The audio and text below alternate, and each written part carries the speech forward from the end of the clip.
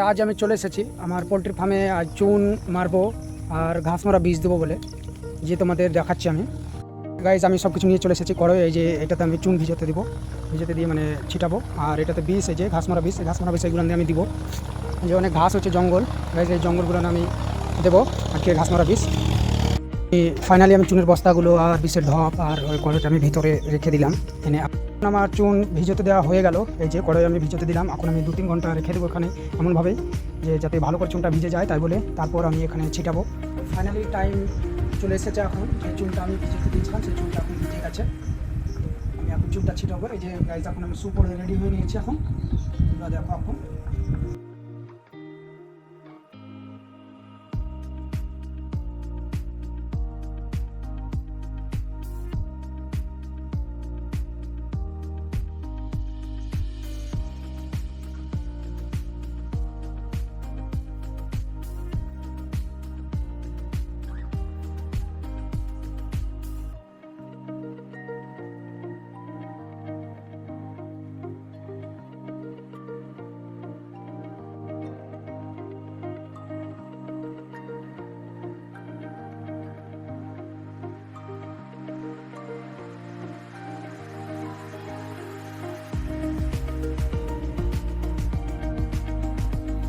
Guys আমার এখন সব চুন ছিটানো হয়ে গেছে। যে চুনটা আমি ভিজিয়ে রেখেছিলাম, এখন দেখতে পাচ্ছ শরীরে আমার কেমন ছিটা ফোটা লেগে গেছে। গাইজ চুনটা ছিটাতে গিয়ে আশা করি ভালো লাগবে তোমাদের ভিডিওটা।